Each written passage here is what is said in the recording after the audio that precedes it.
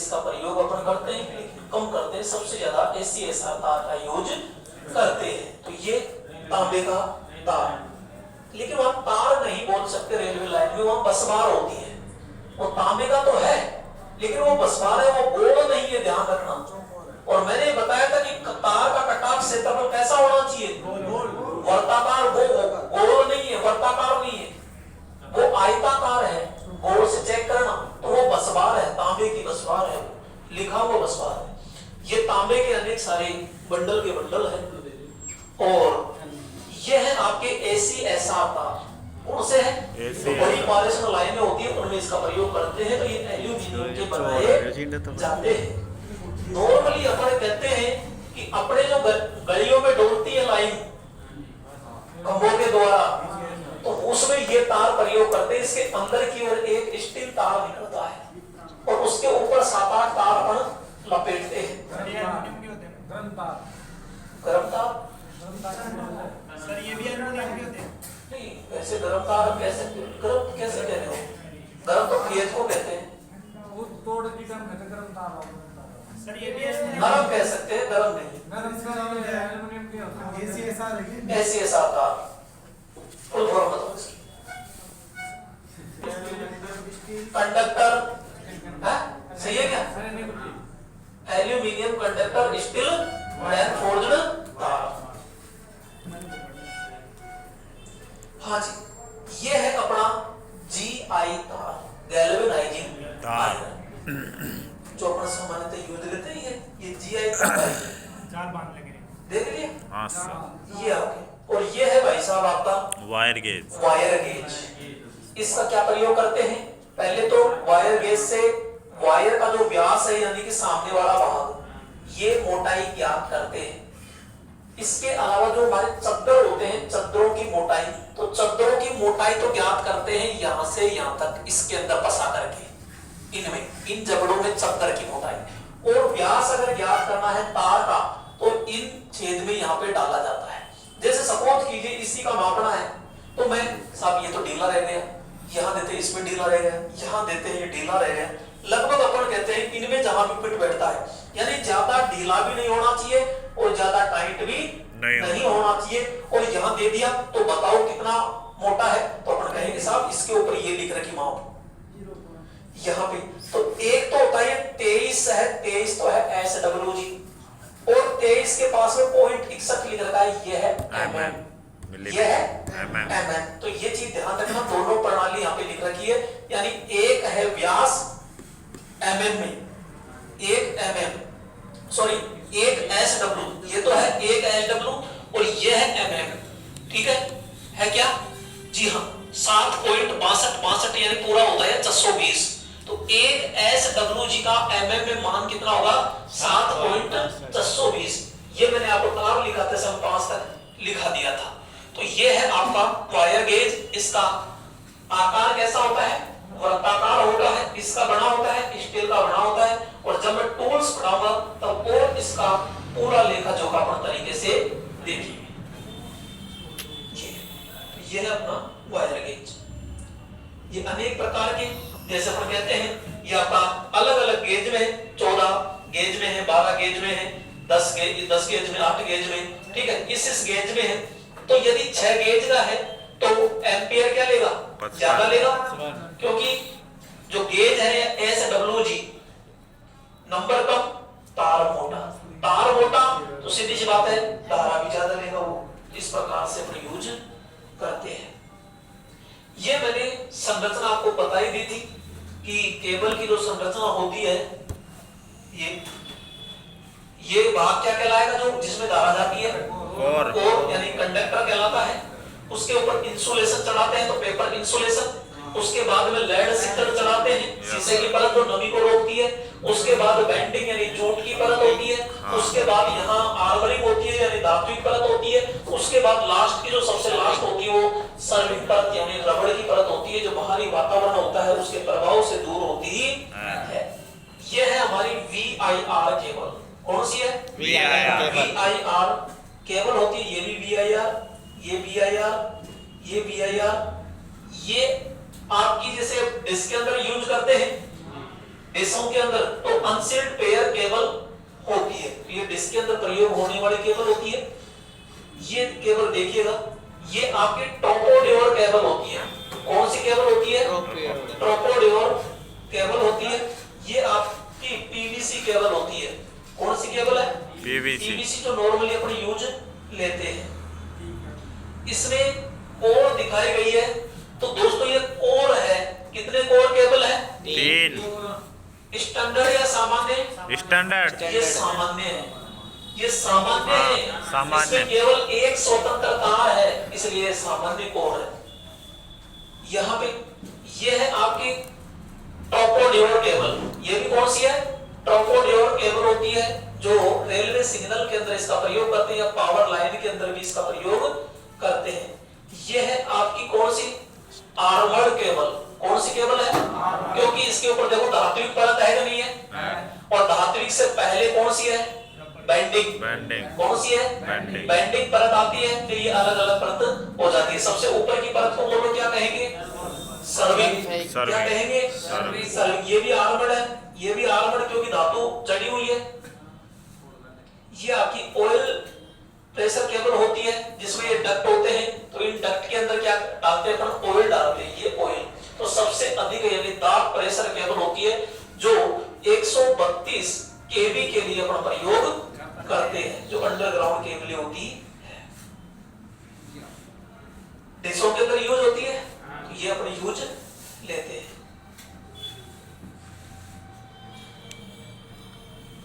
एक केबल बताया था मैंने, हाई ऑनलाइन केबल। तो यहां पे इस केबल का जो कटाक्ष क्षेत्रफल है वो कैसा था? त्रिभुजाकार। तो यहां आपको नजर आ रहा होगा त्रिभुजाकार, तो ये त्रिभुजाकार HSO cable, high speed online cable.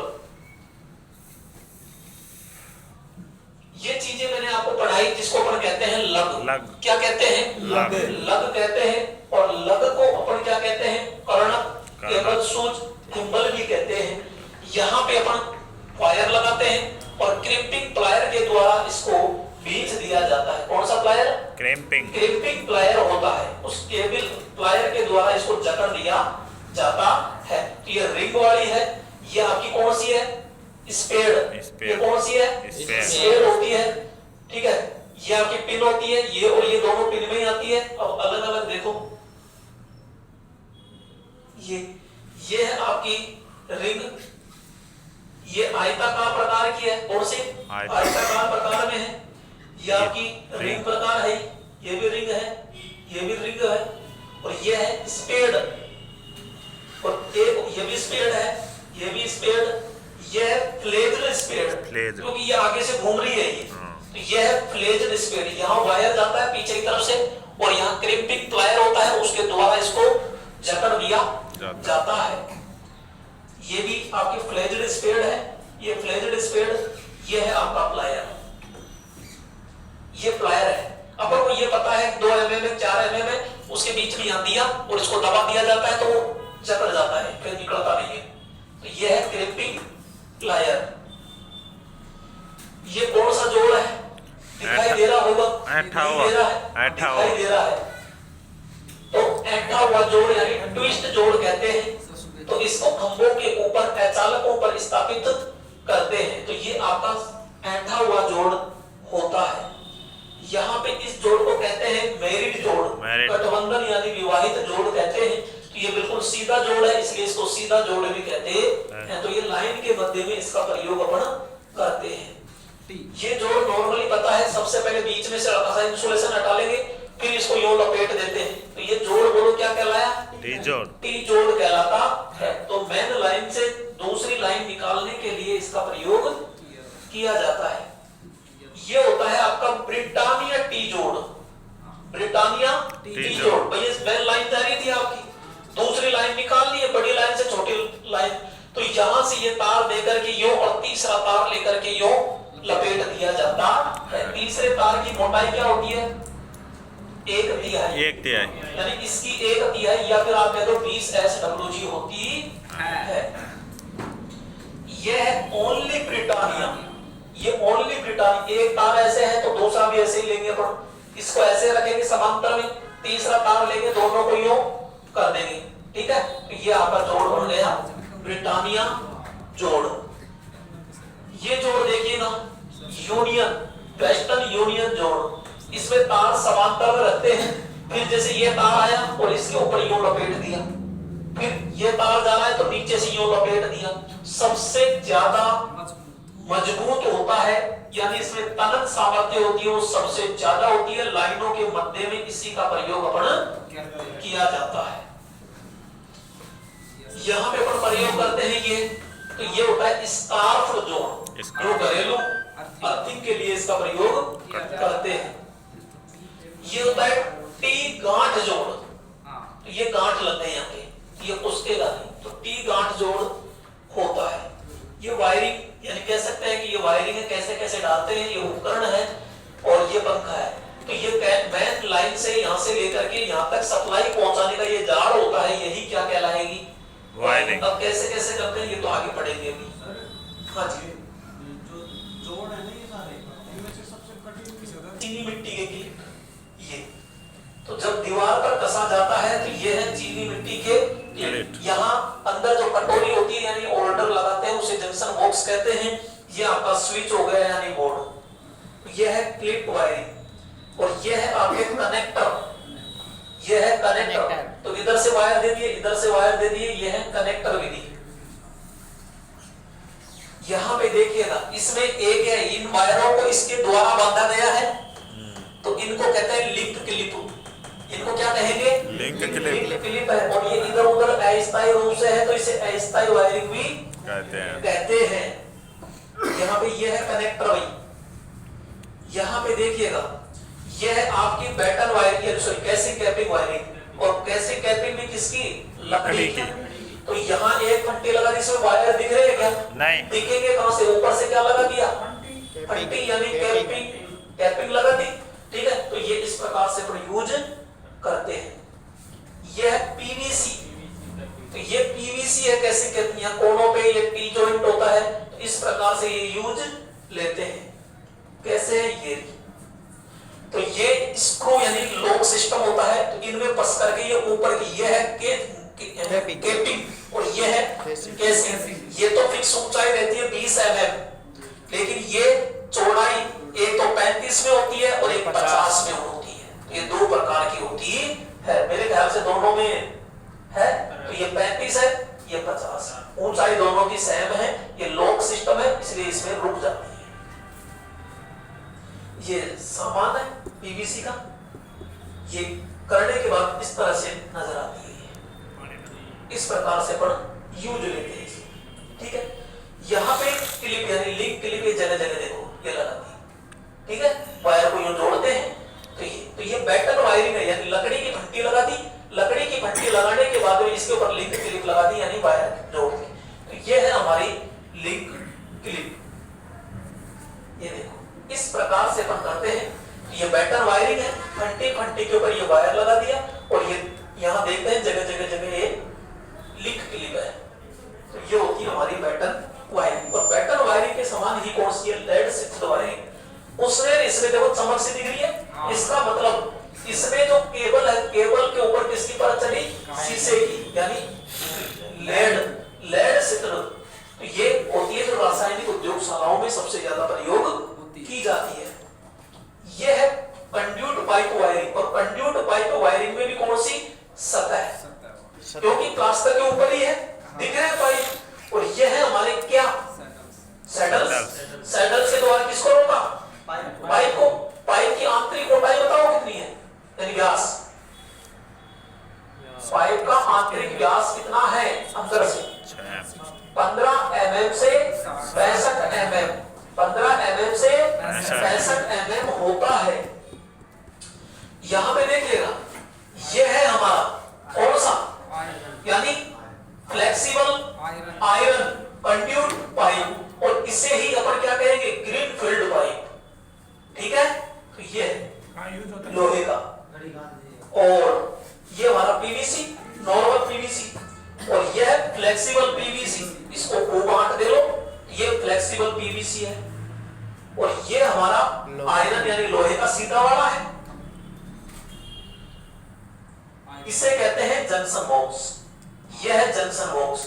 जो केबलों का जोड़ होना चाहिए वो यही होना चाहिए। ये नहीं साहब छोटी पड़ गई जोड़ और यहां लगा दिया, ऐसा गलती से कर मत देना। जोड़ होता है वो यही होना चाहिए, नहीं वो कर्मा की दूसरी पड़ोस वाली जो केबल है उसको ओवरले बैठेगा। तो जोड़ केवल यही होना चाहिए, इसको जंक्शन बॉक्स कहते हैं। प्लास्टिक की पाइप में भी बीच में जोड़ देंगे, किसी में भी नहीं होना चाहिए, एक्स वाई जेड किसी में भी। कंट्रोल बोर्ड और पहले सैडल्स के मध्य दूरी न्यूनतम कितनी होनी चाहिए? 30 सेंटीमीटर।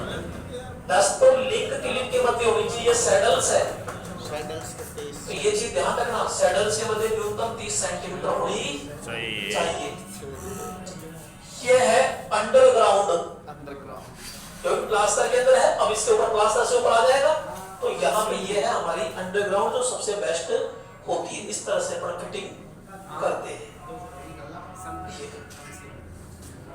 ये तांबे का तार है।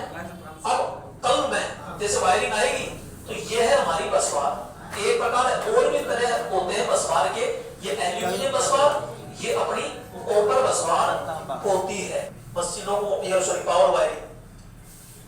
ये भी एक पावर वायरिंग है, ये पावर वायरिंग है।